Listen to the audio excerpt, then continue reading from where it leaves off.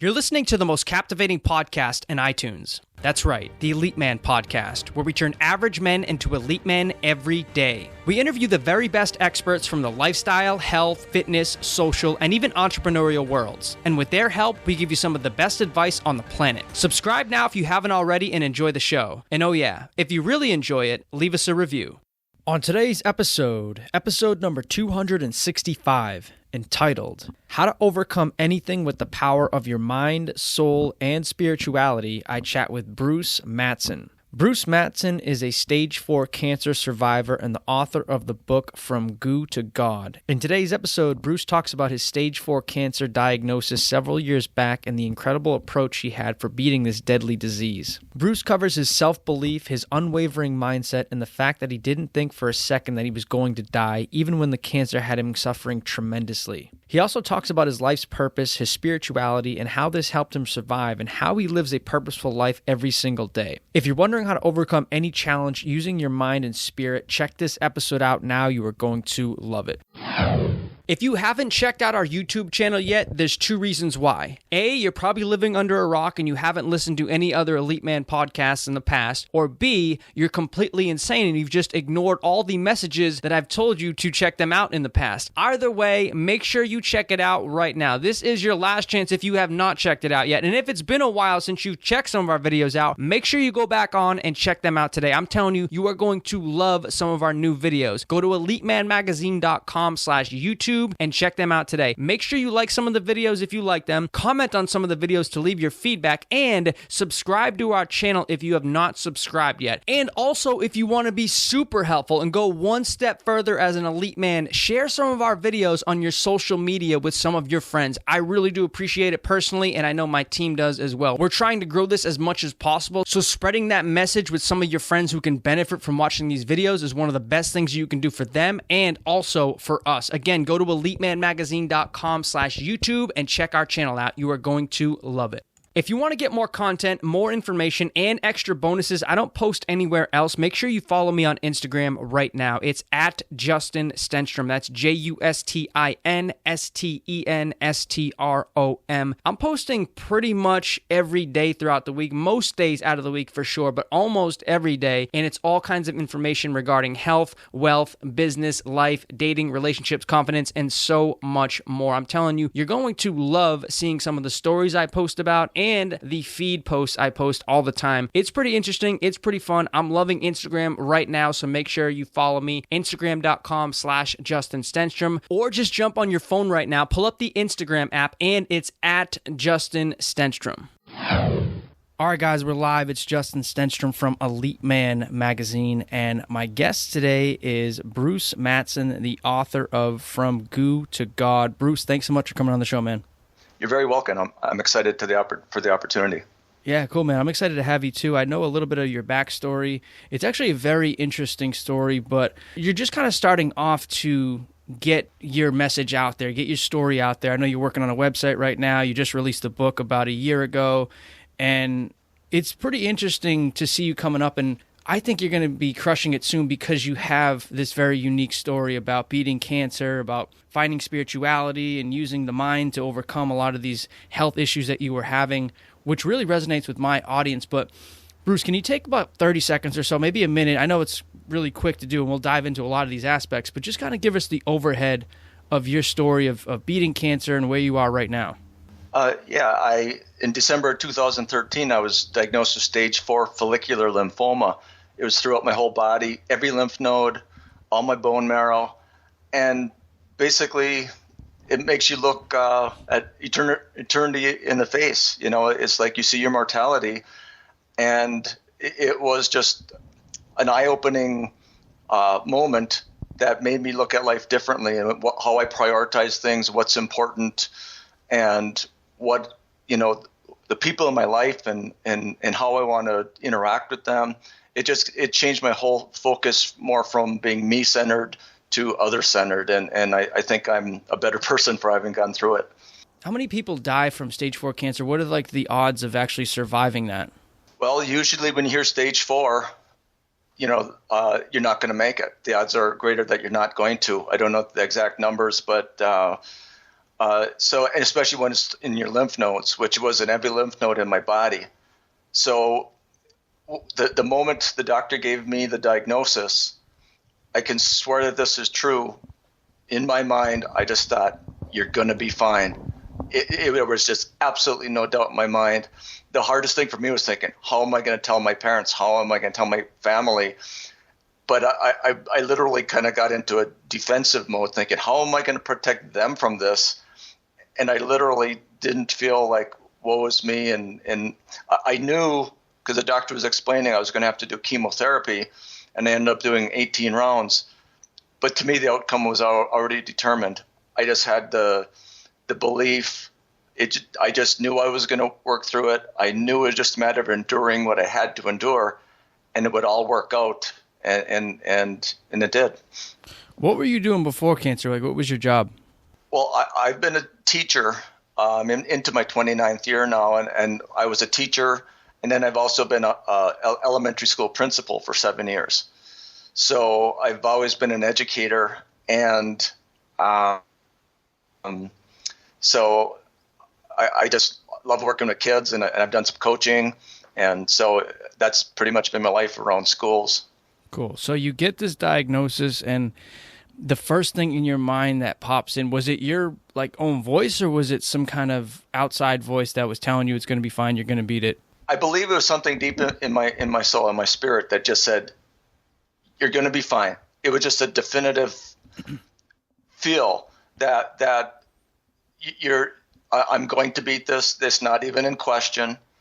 And so in my mind, again, as the doctor's going through the plan of attack, I'm thinking, okay, this might be a little bit grueling. It might be difficult, but it's just a matter of time. It's a matter of getting through a day at a time, and I will get there. So it was just, it's hard to explain that. It just focused me so on, and maybe it's just the want to live, the want to continue on, the want to have purpose. And I wasn't going to not make it. I wasn't going to fall short. I was determined that I was going to be fine, and it did all work out. What in your past, maybe your upbringing, your parents, your friends, the family around you, the decisions or obstacles that you overcame before that point, was there anything like that you think set you up to have this unbelievable belief in yourself that when something as crazy as stage 4 cancer pops up in your life, you don't even have a split second of disbelief that you're going to beat this thing? It's just automatic. It's an automatic response that, I might have to go through some shit. I might have to struggle for a little bit, but I'm definitely going to beat this. You don't even think about it or hope that it's going to happen. You know it's going to happen. Was there anything in your past that you think led you to that belief in yourself? Well, it's funny you say that. I played football, but say when I was in high school, yeah. But I was undersized for the position I played. I was an offensive tackle, but I was very good because I knew I had to outwork the person in front of me. I had to be more determined. I had to have a better technique.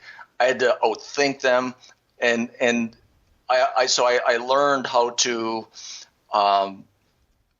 Through my will, through my effort, to achieve things that a person of my size probably wouldn't on the football field. I mean, so I was used to doing that, and I also coached. So I coached football, I coached basketball, and you're always trying to motivate kids to get more out of them than they think they have, and so maybe just those things that are ingrained in me of always shooting for the best outcome, always believing that you can win, always knowing there is a way if you seek it and you're determined to find it. So I think that years of coaching and having played and having success in both, knowing that works.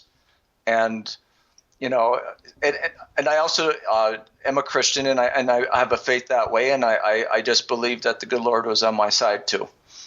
Yeah. Do you think too that it happened for a reason, that you got stage 4 cancer for a reason, and that there was a reason why, if you believe in God, like you believe in God, that God decided to give you cancer, or at least have these circumstances for you to get cancer? Is that did he have a plan for you to get that, and was there a true reason behind that? Well, I don't believe God gives us cancer. I believe, that's something that happens, but I do believe that he uses things like that to build you, to help change you, to improve you, to help mold you. And I did learn a lot of things about myself that I didn't like, that needed to be changed. So again, the effort, the will, the determination, setting goals, all those things, I needed that yet. But I also found some things that needed to change in me, and I needed some balance in that. Like I started talking about how I was very defensive. Initially I didn't want to tell anybody that, I can beat this on my own. And I have learned that, that's not a healthy thing to do. And so a good example is, I wasn't telling any of my friends, and my sister says, you've got to start telling your friends. And I said, no, I'm going to beat this. I'm not going to worry anybody. And she said, they're going to find out. And she said, how are they going to feel if you don't tell them? And so, again, my defense mechanism is like, I'm just going to deal with this. I'm not going to worry anybody. So I started calling friends and ended up having 2-3 hour conversations. So every night I'd call people, and I didn't realize what great friends I had. And I didn't realize that doing something on my own is not the way. I mean, part of it is on your own, but letting people support you, let people care for you, let them help you. Don't let your pride get in the way of the people that love and care for you being there for you as they want to.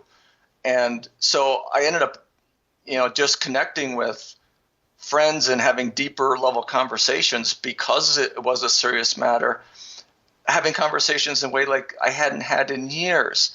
So I actually grew closer to my friends and better appreciated my friends because I was going through this and we were having those deeper conversations. I think there's a right way to do that, which is the way that you did it, as opposed to, say, using that as like a crutch or looking for sympathy or just kind of walking around and that is your new identity of this person who has cancer. And I think it worked for you, especially because you said immediately in your mind, I'm going to beat this thing. And so that was the outcome, that was the identity that you had already created in your mind, was this thing is something I'm going to beat at some point soon. And so, yeah, you can tell people because your mindset is of the right, you have the right mindset at that point. If you had a mindset of, say, I have this cancer and who knows what's going to happen, I might die, they're telling me I'm going to die, and then you just start just telling everybody just to tell them to, get sympathy and that kind of thing, I think it works backwards where it actually backfires on you and you start believing that you're going to die in like 3 or 4 months and you're just, kind of working it opposite. So I think the brain actually has 2 different ways of performing, and I think you used the right way to do it and got a lot of good energy, got a lot of help, got a lot of support, and those things helped you with your recovery as well. Would you say that's fair to say? I do. But I do feel like initially I was a little too defensive, and so I learned you have to reach out, but yes, the way you do it matters. Because you don't want to, worry people unnecessarily. But like, for instance, initially I told people, I got this cancer and I got to do chemotherapy. So I did downplay it, but I didn't use the term stage 4. Yeah. And so I was kind of protecting people. But then when my family found out about that, and they got quite upset. And it's like, but I knew that would be the reaction. I knew that would take their emotions. And again, I didn't want to do that to them because, again, I truly believe I had this beat. It was just a matter of time. So, yes, it was a balancing act between being open, showing I need them, which I did, because no one can go through something like this on their own, but trying to protect their emotions and their feelings too. So how long did it take actually for you to finally cure your cancer, beat it, reverse it, whatever you want to call it? How long did it actually take? What was that process like? Were there a lot of ups and downs along the way, or was it pretty smooth sailing once you decided that you're going to beat it and then you got some support? And like, was there any like times where you doubted yourself and were really down and like, maybe I can't beat this thing? I didn't doubt at all. Not for one second. Wow. When I started the chemotherapy, I was so weak. At the time, I was 49 years old, and my parents saw that I was so weak.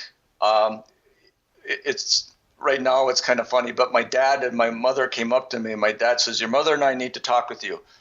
And they said, "You need to put your things in storage and come home." Now, here I am, a 49-year-old. I've been a building principal. I've been a varsity level coach. And mom and dad are saying, you've got to come home. And now here's the part where pride, will is probably a bad thing. Everything in my mind saying, no, you can deal with this on your own. But something deep down in my spirit said, okay, Dad. Because I knew I had to. And I was that weak. It ended up that I was at my parents' for a little over 8 months. They had to take care of me, my mom in particular. It was just brutal. How the weight I lost, the strength I lost. So here I am, a 49-year-old man, having to live at home and be taken care of by his parents. So that was extremely humbling, but it also, again, I needed them, and I'm so blessed that I have them, that they were there for me. So that's an example where I couldn't have willed myself through it and been living on my own. I just couldn't have made it that way. When my mom's saying, you have to eat more, come on, she's cooking for me, and because again, it was just hard to get out of bed. It's hard to get through each day. And to bathe, shower was such an effort. And so, yeah, I was broken physically, but in my mind, it's just like, get through another day, because I know there was a limited number of days. What that number of days, I did not know, but I knew if I just kept getting through another day, I was getting closer to the end of the game. And eventually, probably after about 4 months of the chemotherapy, I started to feel a little bit better, started to gain a little more strength, and then slowly it just got better and better from there. But early on, I was like a child and needed to be taken care of, almost like a child. It was tough, and I couldn't have done it without the support of my family and friends. So your own will can take you so far, but there's a point where you got to let the people who love you and take care of you, and not let that. Because here's something that did happen along that way. I had a friend who picked me up one day and said, "Hey, I'm going to take you for a ride," and just to get me out of the house, and he could see how I was still just in denial, and I'm fine type of thing, and he says, "Bruce," he says, "you're not a weak person just because you need help." So that was the negative side of pride, being too proud. He says, "Let us help you. Let us be." He said, "We want to." But there's a good friend who opened my eyes again, just like my sister said, you got to tell your friends, you got to start. And again, so it opened communication, and I started to see myself a little bit differently, to let people in a little more, because they want to help. And because I would want to help someone, a family member, a friend in the same situation. I wouldn't want them to try to bear it themselves. So there's certain things in life you've got to let people in, and I just learned to find that balance. It's one thing to be determined in your own will, but you also have to let other people help carry that load. Yeah, I 100% agree, and I talk about this too often with mental health, especially with guys too. The guys listening to the show, I mean, guys in general tend to stay away from seeking help or even looking vulnerable in certain situations and asking that for that helping hand, because, you know, as guys, we're more prideful. We try to be tough. Yes. We try to pretend like it's not a big deal and that we're fine. But oftentimes it's the guys that need the most help. Sometimes guys have been holding stuff for so many years that, you know, after a while it just kind of boils over and they need that help. But even still, they'll pretend like everything's fine. And it's really sad to see guys suffering just because they're too prideful. They try to put on this facade that they're too tough. And man, reaching out for help is one of the best things you can do, and I highly recommend it for anything that you're going through, whether that's something like cancer or depression or anxiety or just a number of issues that guys face on a day-to-day basis. Asking for help and having that support around you, especially good friends, good family.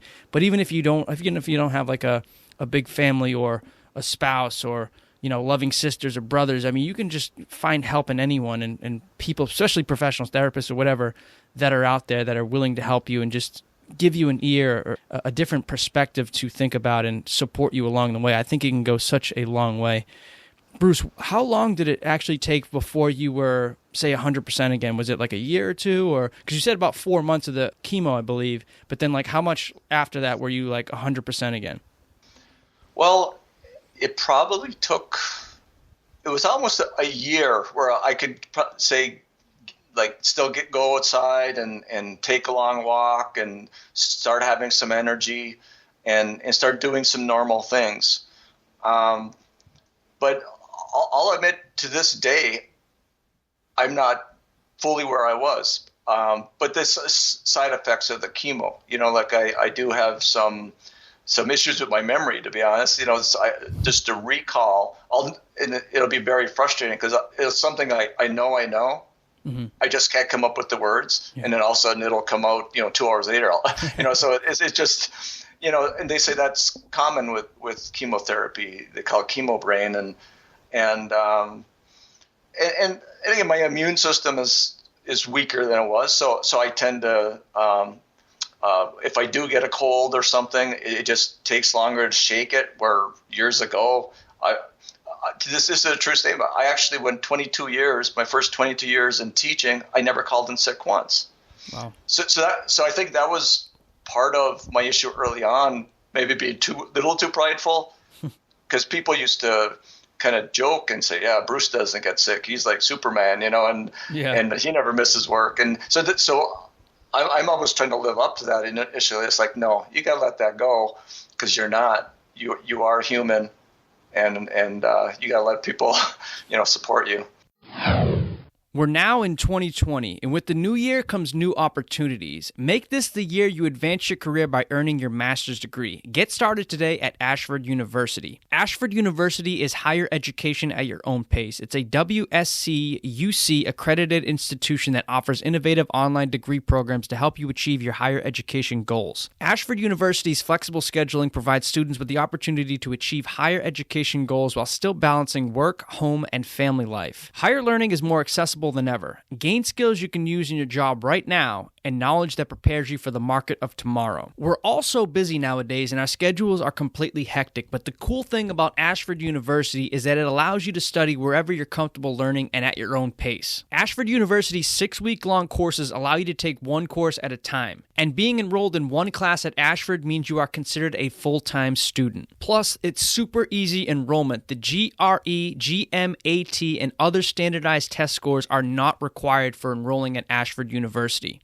Seriously, what's there not to love about Ashford University? It's convenient, it's flexible, it's super easy to enroll in it, and it helps you get to that next level in your career. So get ready to grab new opportunities. Start your master's degree today. Enroll by going to ashford.edu/eliteman. That's ashford.edu/eliteman to start your master's degree today. ashford.edu/eliteman.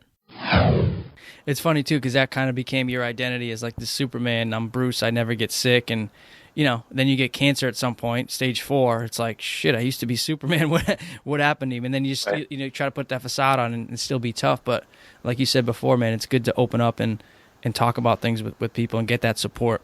You mentioned before, too, your spirituality, religious side. I know you're a Christian.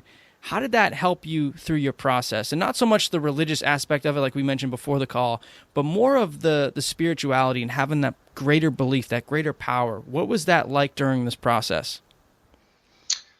Well, I believe we all have a purpose in life. That I believe our Creator made us with certain gifts, and that He wants us to be healthy and to live those out. And I just believed I had too much more to accomplish in life. Not necessarily, obviously, it changed my focus from, I was always more job oriented, getting to the next level, getting, like with the coaching, I kept moving up the levels. I became a building principal. I thought, I'm going to be a superintendent, and I'm going to, and so the spiritual side was showing me, those, I guess, worldly things are important and good to have a better job, higher title, more wages. But on a spiritual level, I started to look at people differently and see, I guess, just try to be more mindful of how other people think, how other people feel, how connecting with them more so on a deeper level. Because like the one thing that I did when I started to call my friends when I did get sick, I started to tell them the things that were unsaid. I would tell them how much I appreciate them as a friend, and just say things that, sometimes it's not till people pass away where you say things, and you go, I wish I would have told them this, or I wish I would have told them that. So on a spiritual level, I think I started to connect with people more and to not just be the coach or the principal or the teacher, but to truly be Bruce, who I am, because we're not what we do, if that makes sense. So I was connecting more with who I am, and and being more mindful of who other people are. And I think because I had heard the saying one time, we shouldn't be trying to change people so much, but just love them for who they are. So I just found myself being more accepting and understanding and seeing the positive side of people and things instead of the negative. And so it's sort of to change my outlook on people in general, and just knowing I needed a deeper connection with them all. What do you think, though, is or what would you attribute the main reason for your recovery for? Like you said, you're not 100% like you were before, but you're pretty much there. Just a couple things here and there that will probably never be the same. But, I mean, for all intents and purposes, you recovered, you beat stage 4 cancer. Yes. What would you attribute the number one reason for that success to? Well, I think it's hard to overcome anything in life if you don't believe it can happen. And again, because of my faith, I believed it could happen. Because of my experience as a coach, as a teacher, I knew that if you set a goal and you give everything you have toward it, only then do you have a chance to make it. And so when I got sick, you do start to look at your mortality more. And I did get more into my faith and looking at what I truly believe, what's truly on my heart, and started to think more about, if something did happen to me, I want to know, like, my friends and family, are like I believe there's a heaven, and I believe that there's an eternity, and I just believe I'm going to be there, and I want to. So I started to think more about the relationships I have, and I don't want anyone else to be lost. I don't want anyone else to struggle where they don't need to struggle. I started to think far more about reaching out and building people up than building myself up. And so again, that's part of the spiritual journey. And I just started to put my my faith in others and other people as the center of my life than my career and my job. And so it just, I guess I started to find more and more joy in life doing that. Even though I had successes the other way, the more I included others, the more I built others up and included them in what I was doing, the more joy I was finding in my life, and the more peace I was finding in my life, and realizing I don't have to have the title or necessarily the income to be happy with myself and who I am. Again, not just defining myself as what I do, but who I am. And I think years ago I did look at who I am. Oh, I'm the coach, and I'm the principal, and that's fine, but that's what I did. That's not who I am. And I just started to connect more on a deeper internal level on who I am and who I'm meant to be. And who do you think you are right now? Like, who would you define yourself as right now, and what do you define what you're meant to do, what you're meant to be? Well, as a teacher, I've had lots of misgivings, and more so in the past few years with, because again, I teach science, and it sort of coincided with my health crisis, where there were lots of things with the teaching of evolution in the schools that I knew certain things scientifically couldn't be true or weren't true with evolution. And so as a teacher, I was thinking, the state approved curriculum says we have to teach these certain things about evolution, but I knew I could disprove them with science-based facts. And so that was kind of weighing on me. And I guess what guided my direction was I just started to write things down, thinking, I'm going to, because I want what I speak and what I teach to my kids to be true. I want it to be, because if we're teaching something as science, I want it to be observable. It's got to be repeatable. It's got to be measurable. And there were so many things about evolution that weren't. So these things that were weighing on my mind about evolution were also then kind of working synergistically with my spiritual life, saying, wait, and I started to discover there's so much intelligent design out there. There's intelligent design in everything. There's that can't be explained by these natural processes. So I started to see my role as expanding, my life as expanding to not just teach the kids in my classroom, but to teach as many people who are willing to listen. Wait, there's more to this evolution thing, that there might be something else going on here. And I believe, again, wholeheartedly, there's a creator. And I can give you lots of examples of where there's intelligent design and things that are unexplainable by natural causes. So to me, it was, I see myself as a teacher, and now I want to teach that creation. And because I don't just believe it, but I can back it up with science. You cannot prove that there's a God with science, but you can show certain things are unexplainable by natural causes. And that's what I do. But the intelligent design and things show that there has to be an intelligent designer. Therefore, I believe in a creator and God. But I would like to think, at the very least, even if someone isn't religious, they would like to know that the truth about origins, the truth about, or if there is evidence against evolution, what that is, that they would want to know that just on a truth level. And I'm just hoping people are open-minded to listen to that side, to listen, because it was very frustrating to me in the textbooks in schools.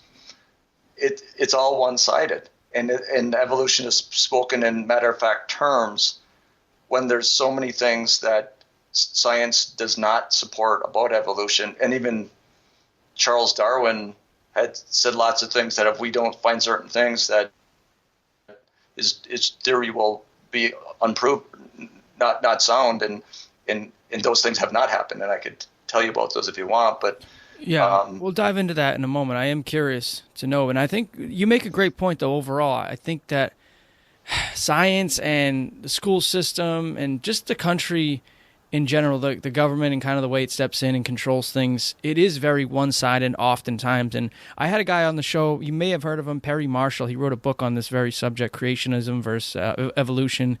And he's pretty well known as far as writing books, and he's a pretty best-selling author, pretty well known. But he had a similar standpoint as you, where it was like he came in actually looking to prove evolution and all the stuff that goes behind it. But the more he dug into it, the more he saw that there was a lot of flaws in that. And then he kind of believed more in the creationism thing. But then he saw some flaws in that as well. And he was kind of in the middle. Like they both had good points in some regards. And he just kind of put the information out there. He's like, let the audience, let the people decide on their own, but know that there is two sides. There isn't just black and white here. It's not evolution is 100% right, creationism 100% wrong. It's somewhere in the middle, I think. Or, whether you choose one side or the other, at least you know that there is two sides, and you have to do the information yourself. You have to figure out that information yourself to figure out which side you land on, not just dismiss it all as, religious nonsense or whatever, hyperbole or whatever you want to call it. But I want to dive into that in a moment. I just wanted to make the point. And like, even if you think about the school system and when it comes to doctors in this country, doctors spend all that time going to school. They take so many classes, and all they teach doctors is like 1/2 of a course in nutrition. Probably the most important part of your health, nutrition. Even doctors who go to all that schooling, I mean, you just right there, that there's a big flaw in a system like that, the medical system, when they're only teaching doctors 1/2 of a course. One tiny little, I think it's like 40-something hours or whatever, contact hours they call it. Or no, it's 28 contact hours of actually learning about nutrition. The most important thing about your health. They don't even teach these guys. So if you think about it that way, and you look at it objectively of like what they're teaching kids in school about evolution 100%, creationism 100% wrong, I mean, right there, man, that raises a huge red flag. They're probably missing something when they want to dismiss something entirely like that. And there is a whole new side. I'm not saying I agree with either one of them. I'm saying that you got to do your own due diligence and figure out yourself. But I'm curious, what are some of the examples that you mentioned of intelligent design not being able to be explained by evolution?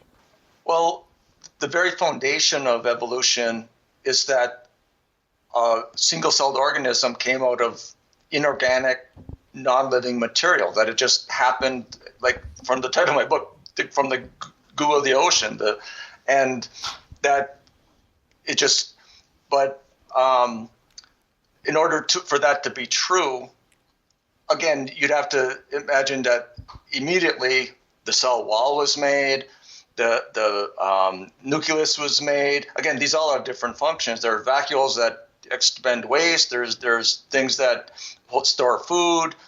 These all communicate to one another, and plus a single-celled organism can move, it can reproduce. So to believe all those things happened just in a happenstance, random happening is hard to believe. Now, obviously, since the time of Aristotle, people have been trying to combine non-living things and create something to live. Scientists today are trying desperately to do it. They can't do it. In the best laboratories today, there's not one scientist that could take any inorganic, non-living materials, put them together, and create a living cell. It can't be done. And that's with, again, our scientists, our most intelligent people, trying to do it, and not just something randomly happening in an ocean. And probably the greatest thing that just totally shows that can't happen is modern DNA research, because we know a single-celled organism has DNA. For instance, if I told you that a book from Shakespeare, a Romeo and Juliet, could write itself, that could just write itself, bind itself, and be like that, you'd say, well, that's crazy. Well, the DNA in a single-celled organism is actually many volumes longer than Romeo and Juliet. But again, yet it can move, it can eat, it can sense things in its environment. Well, the book can't do that. And it can reproduce itself. And a book can't do that. So a single-celled organism is actually far more sophisticated than one of Shakespeare's books. yet we would look at a book can't create itself. And again, the DNA is in every single celled organism. Well, you'd have to believe that, again, if you believe in evolution, that it wrote itself, that DNA code wrote itself. And again, yet it's beyond, like Bill Gates says that the human DNA is far beyond anything we can comprehend, that, or anything that we can possibly program. I'm paraphrasing. And so it's, if we can't program, if we couldn't make the DNA for a single-celled organism, how could it just have written itself? So again, it's just the logic of that doesn't make sense. Then,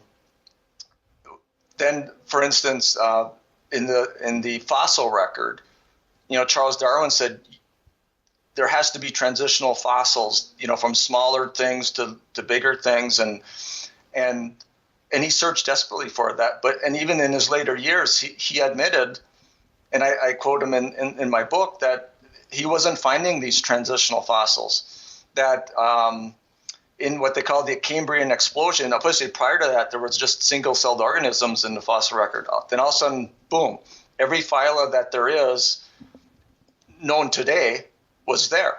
Suddenly, so you go from single-celled organisms to organisms with arms, legs, compound eyes, and he had said if the fossil record doesn't show small gradations, it calls small subtle changes over millions of years, then the theory is incorrect. And that has not been followed in the fossil record. As a matter of fact, they call it stasis. And he said if you could point to even one organism that all of a sudden is there and there's no transitional forms to it, he said his theory is not true. And so again, boom, all of a sudden there were whales and giraffes, and they've been the same in the fossil record, till today. They haven't changed. So that's just a couple of examples. But I think the biggest thing that most people can relate to is DNA. The DNA code is so sophisticated that you'd have to believe it wrote itself, because you have to have the DNA, even in a single-celled organism, for it to reproduce itself. And again, that's a very complicated and sophisticated process.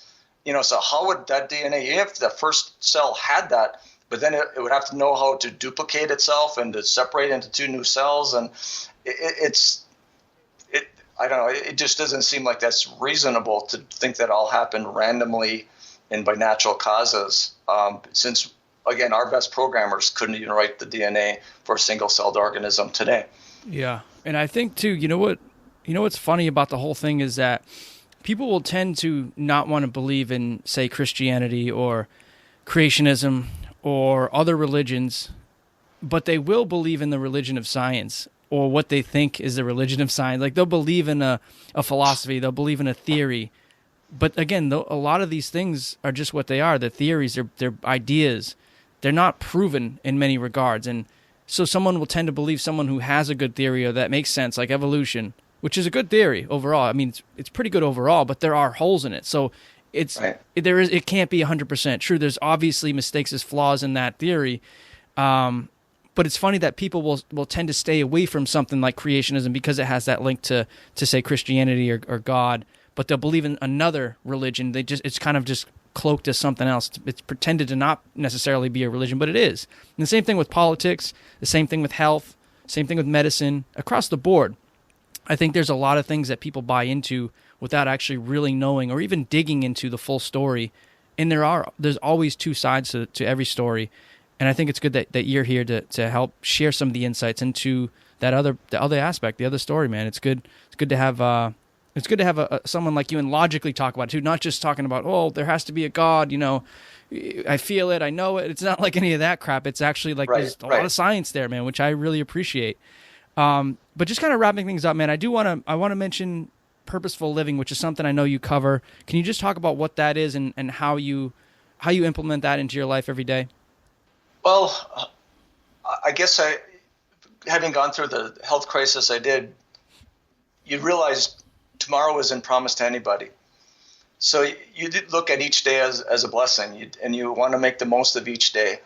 And you want to, not just for yourself to be productive, but you want to help the other people around you have a better day. You want to help the other people around you be more successful. And not that I didn't look at life that way before, but it's the center of my focus now.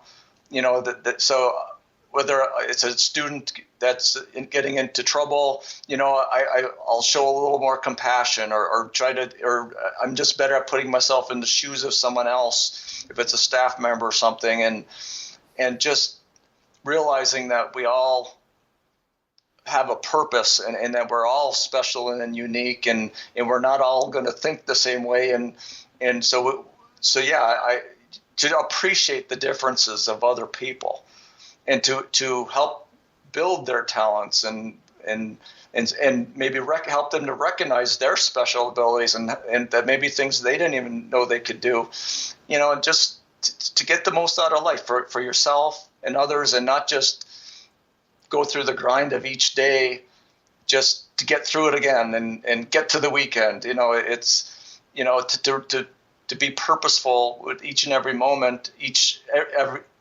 interaction. Because that's one thing I've learned working with kids. You never know the one thing you might say that impacts them possibly for their life. Because I think back to teachers and coaches I had. Sometimes, I still think about things they said to me. But at the moment, that moment, they didn't realize it was going to have that impact on me. Only I know that. So I guess I don't want those moments to slip away when I'm with anybody I'm interacting with during the course of the day, because it again might be a bit more impactful than you realize, and the little things do matter. That's awesome, man. I love that message, and you're so right about that. You never know how much your words, and even this interview or another interview you do, and the book you have, all the little things that you do in life, whether you realize it or not, they have a huge impact in people's lives. And it's cool too, like doing this podcast for the past few years, I get random messages all the time where it's like, I do the show and it's great to do it and I have fun and, make some money off it, sponsorships and stuff. But it's like what you really appreciate, the best moments is when I get a random message and just say, I've been listening to your show for, X amount of time, Justin. It did this, and this for me. I really appreciate it. You don't know how much this show helped me or how much your podcast helps me. And it's like, dude, I really had no idea it helped people like that until, you start to hear those types of things. And it's like, those really are the best moments when you get messages like that, what you're doing is actually mattering and it's making an impact. Albeit, how small or how major that is, it's making an impact on the world. And, that's what I really appreciate the most. Bruce, just kind of wrapping things up, man. What is a last send-off takeaway message you'd like to leave the Elite Man audience, and then a place our listeners can check out your work, your social media, the book you have, all those links? What do we got? Well, I want people to be, like you were saying earlier, open-minded to the possibilities about, again, not always believing everything about evolution. There are other sides to the argument. And again, I believe in a creator, but I back it with science. And I guess I just want people to look at that science, let the science speak for itself, and don't shut people down who might think differently, and so that's what I'm hoping, that people will take another look at, maybe it's something they've believed for a long time, and it not even necessarily just in evolution versus creation, but anything, just to reevaluate, where you are in life, and be open-minded and willing to take in new information and maybe change your position on things. And again, I think people will be surprised how much science supports intelligent design, and they're going to be amazed that, that there's got to be something more than evolution. And so then I just hope once you get to that realization, then you will seek more truth. Yes, I'm hoping that it will lead you to a faith, like I'm a Christian, but I want you to seek that truth and to do it with your own eyes and your own research. Because again, I'm not going to impose what I believe, but I just want you to find the peace and joy that I have through my journey in researching all this. Again, my book is From Goo to God. Again, the goo is from godless ocean origins to God, grace-ordained designer. And again, it's a science-based defensive creation over evolution. And it's on Amazon. You can get the ebook on there too. And I'm also on Facebook and Instagram at Bruce R. Matson and the number 1. So I love to, if you could ever read the book and have comments, give me feedback. Again, I'm always looking to learn, and that's what I hope, that we can all learn from one another and be better for it. Love it. Thanks, Bruce, for coming on the show, man. Really do appreciate it, and I know our guys are going to love this one. So take care, and I'll talk to you soon. Thank you so much, Justin. I appreciate it. All right, guys, I hope you enjoyed that episode. But before you go, there's one last thing I'd like you to do, and that's this. Subscribe to our podcast right now if you haven't already. By subscribing to the podcast, you get every single episode the minute they're released. Get all of our Elite Man podcast episodes and all of our world-class advice absolutely free. Subscribe now if you haven't already and become an Elite Man today. And yes, if you do love the podcast, leave us an amazing review. We really do appreciate it.